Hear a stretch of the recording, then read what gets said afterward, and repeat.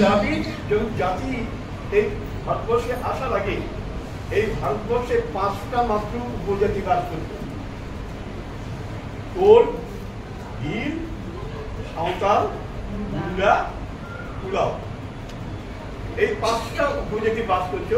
এই ভারতবর্ষ সভ্য দেশ ছিল না, জঙ্গল, পাহাড় জঙ্গল। এবং এই যে উপজাতিরা, এরা আশ্চর্য যে ঈশ্বর থেকে কি, কোথা থেকে কি আমি জানি না, আমি সেই কথা বলতে পারবো না।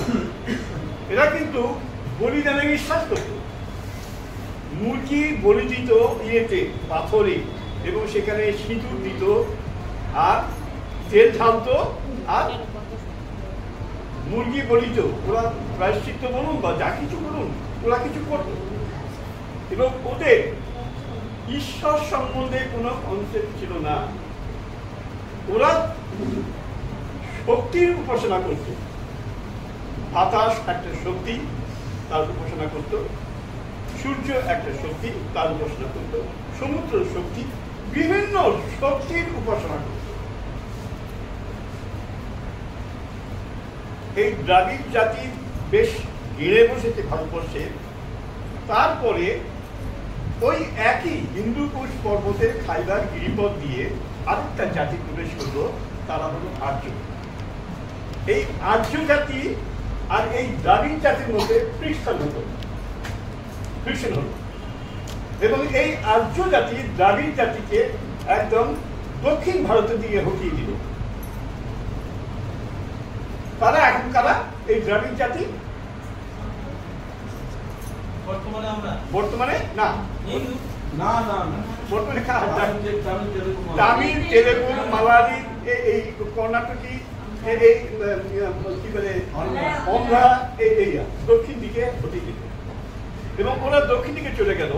আর সমস্ত উত্তর ভারতটা, অর্থাৎ বাংলা, বিহার, উড়িষ্যা, রাজস্থান, পাঞ্জাব, হরিয়ানা, রাজস্থান, আর এই সমস্ত উত্তর ভারতটাতে কি করলো এই জাতি, অর্থাৎ কি জাতি? দ্রাবিড় না, আর্য জাতি। কিন্তু এই আর্য জাতি প্রবেশ করলো যখন, তখন এই সময়ে এরা কিন্তু সত্যি সত্যি মূর্তি পুজো ছিল না। এই আর্য জাতি আসার আগে অনেক প্রথমেই ওদের মধ্যে ঈশ্বর চেতনা, ঈশ্বর বোধ একটা ছিল।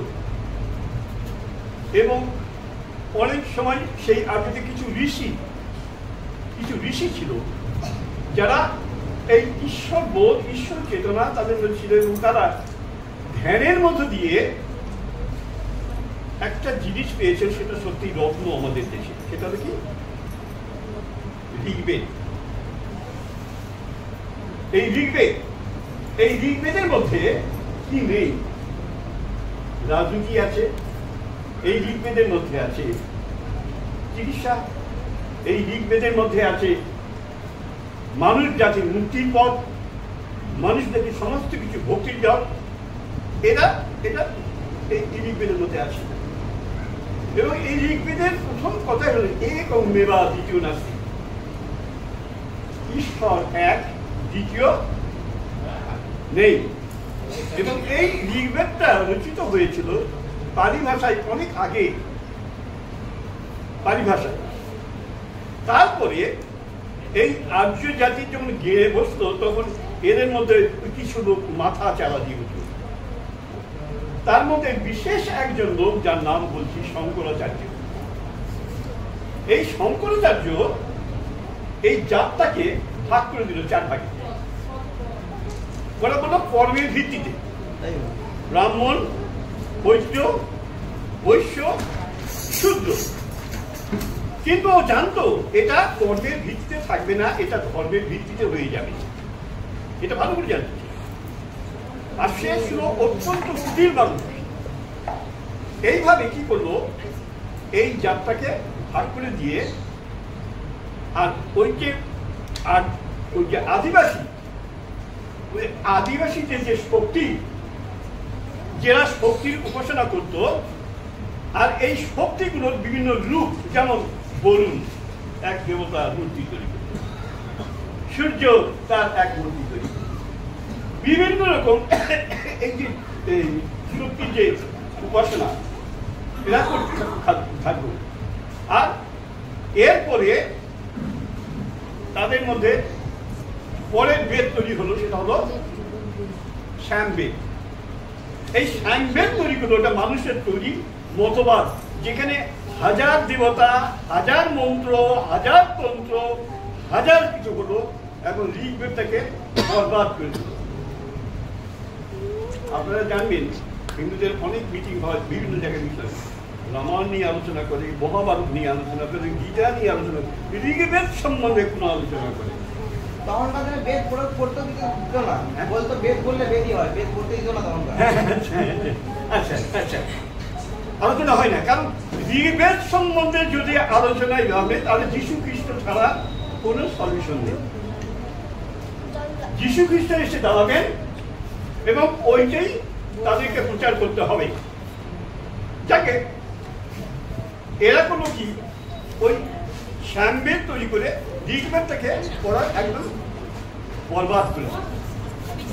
আর ওই সময়ে ওই শঙ্করাচার্য তখন দাদা বলেছেন হিন্দু বলে কোনো জাতি বা ধর্ম বা কিছু ছিল না, তখন ওরা হিন্দু ইসলাম তৈরি করে।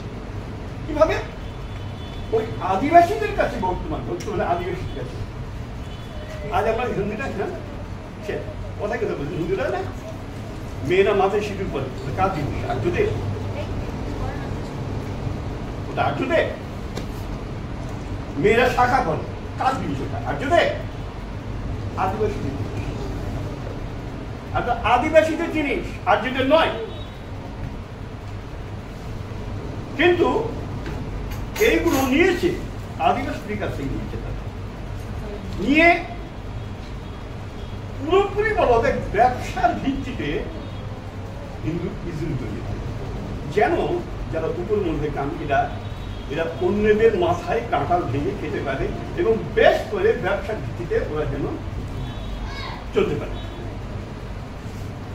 ঠিক এমনি অবস্থায় হিন্দু ধর্ম আজও দেখবেন পূজা ইয়ে হয়, একটা চন্দনকে দিয়ে কালী পূজা হবে,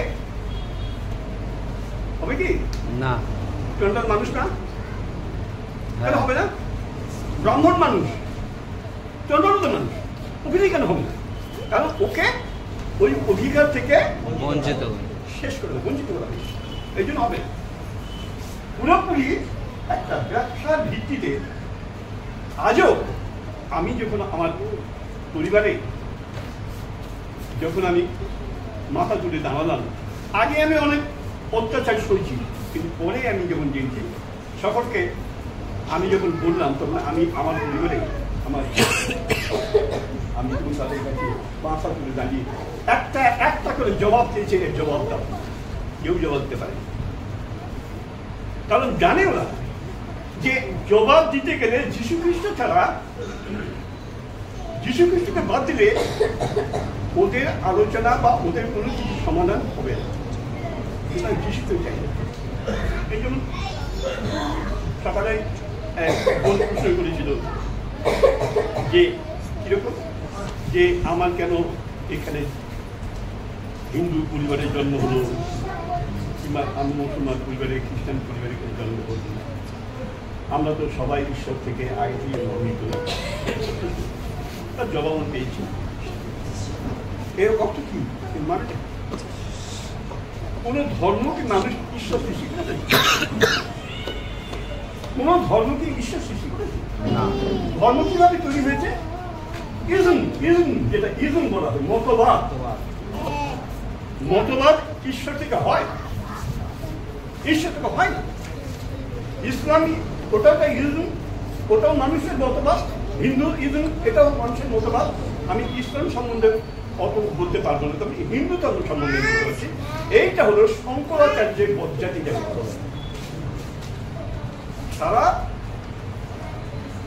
আর্য জাতিকে ভাগ করে দিয়ে হিন্দু করে দিয়ে হিন্দু ইজম তৈরি করলো এবং সবার মাথার উপর বসে যেন ব্যবসা করতে পারে সুন্দরভাবে। আজও চলছে, আজও চলছে। এইটি হলো আসল কথা, হচ্ছে হিন্দু জাতির অতীতের ইতিহাস, যেটা আমাদের কাছে খুব স্পষ্ট মনে রাখতে হবে। আর এইটা কোন মানুষের ঈশ্বরের সৃষ্টি নয়, মানুষ তৈরি করেছে বিভিন্ন রকম মানুষের নিজেকে পেট পোষার জন্য, পেটে ফেলবে, ব্যবসা, ছেড়ে ব্যবসা। এটি আমাদের জ্ঞাতক থাকে।